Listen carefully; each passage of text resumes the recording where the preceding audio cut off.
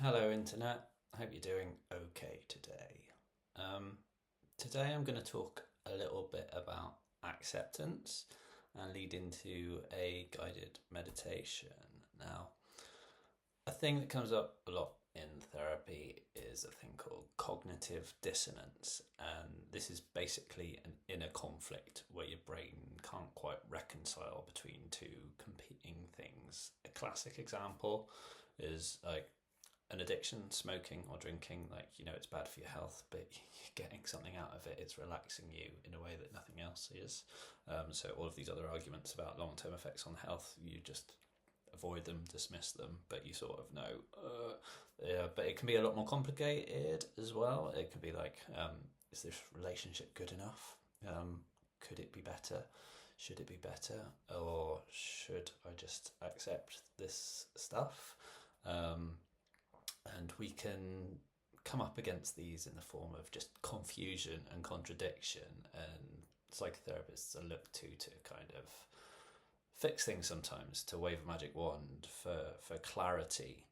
But these confusions and contradictions, they can be part of life as well. They can just be quite annoying things that we can't actually reconcile and that we just have to accept.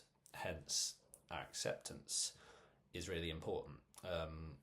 On a recent blog post and video, maybe on betterfortalking.com, I talked about this balance that we have to strike between occupation and acceptance. When we go on holiday, we have to accept that we are not there to work to continuously produce stuff like we are when we're at home to continuously work, even if that's drilled into us, even if we're a workaholic, and that can be quite a challenge to adjust to.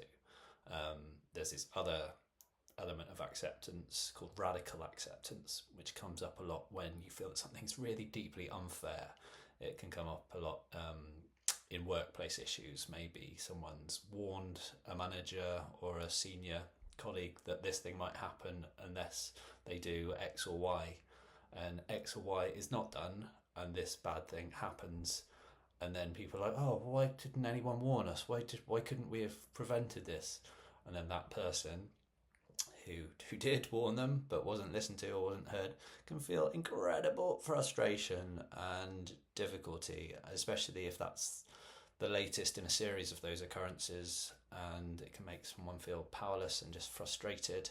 And there's this idea of having to radically accept when something is just unfair, unjust, and you need to maybe take a step back. And this could be where acceptance and certain techniques are useful, like breathing exercises, like a guided meditation.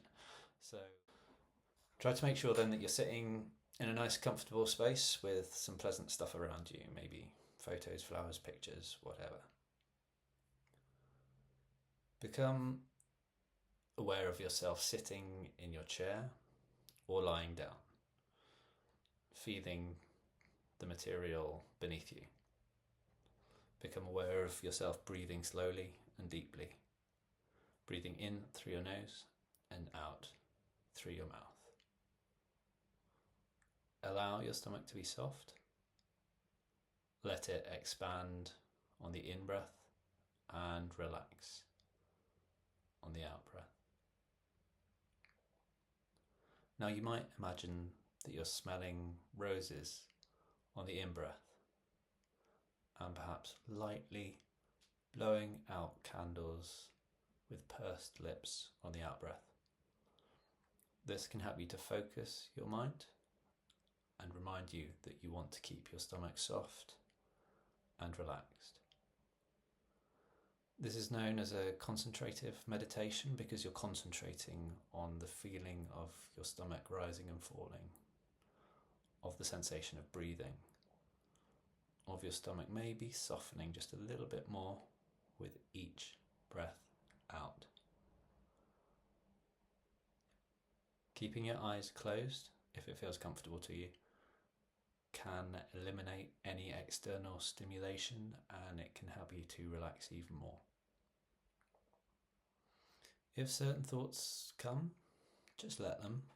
They can come and go, and that's fine. but try to gently bring your mind back to the flowers and the candles. When you breathe in through your nose and out through your mouth with a relaxed stomach, more air can reach the bottom of your lungs and more oxygen can get into your bloodstream.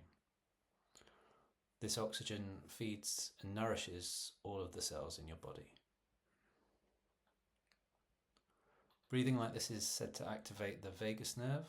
This is the 10th cranial nerve, which is long and wide and has lots of branches.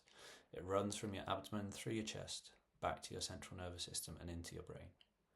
It is the antidote to the fight or flight response of the sympathetic nervous system and the stress response. You're activating that vagus nerve right now, improving your digestion, relaxing the large muscles in your body, and slowing your heart rate, decreasing your blood pressure. You're also quieting activity in the amygdala, the emotional part of the brain concerned with fear and aggression. You're activating the frontal cortex of the brain concerned with judgment, compassion and self-awareness. You're allowing yourself to connect more easily, more closely and more compassionately, both with yourself and with others. When I guide your attention to an area of your body or a muscle group, breathe twice, slowly and deeply, in through the nose and then out through pursed lips. I want you to become aware of the relaxation in the muscles that I mentioned. Breathe slowly and deeply, and as you exhale, feel the relaxation in your pelvis.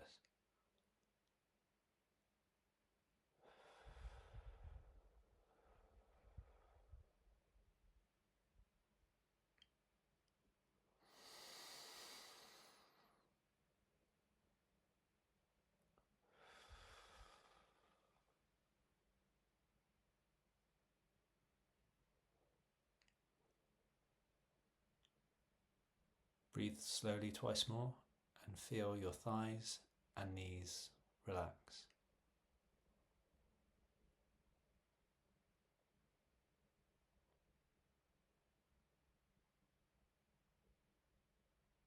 Now do the same with your lower legs and feet.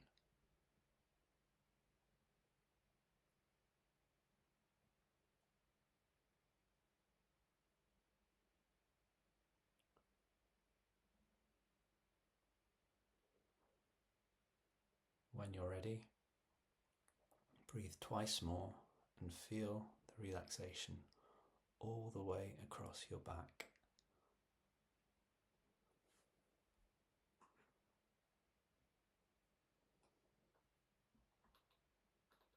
Continue to breathe slowly and deeply. Breathe twice more and feel the relaxation in your chest and shoulders.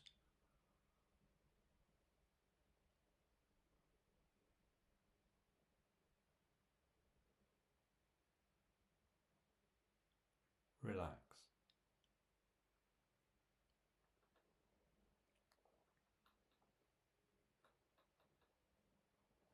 Feel the relaxation now in your upper arms, your forearms and your hands.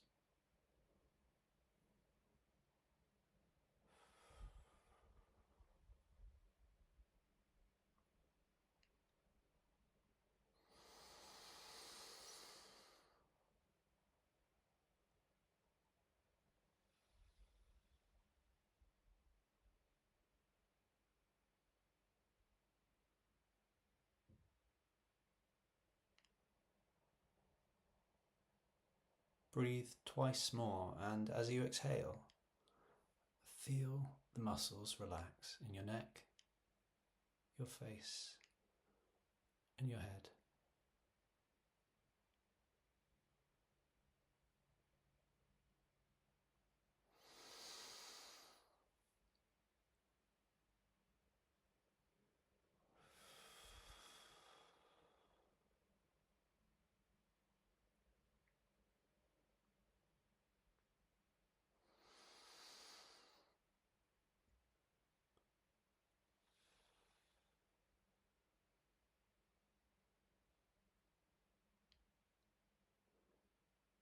Continue breathing slowly and deeply for another minute, feeling your entire body relax.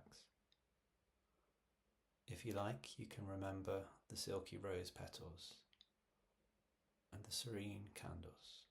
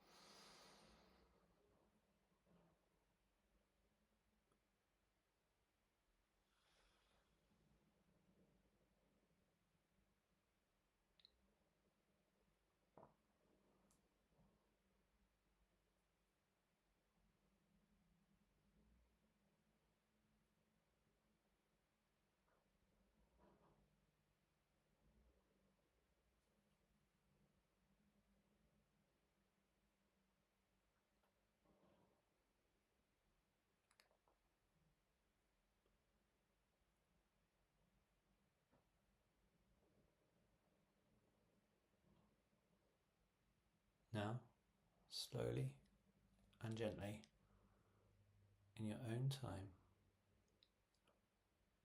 open your eyes and let your attention come back into the room.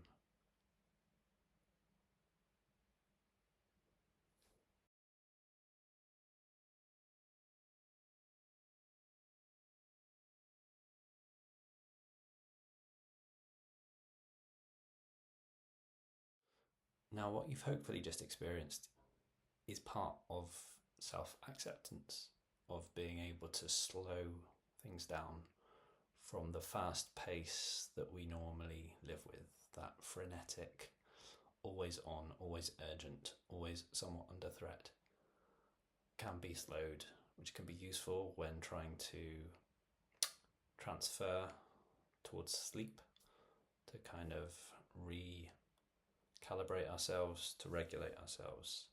And you can adjust or adapt any part of that, even just basic breathing in through the nose, out through the mouth, through counts of whatever feels right for you. In for 4, hold for 4, out for 4. It can be as simple as that. Whatever it feels like is useful for you. But these are skills and resources that we can use to slow us down. Maybe after we've put the phone away, we're not looking at screens. We know what we do, what works for us, so we don't need screens.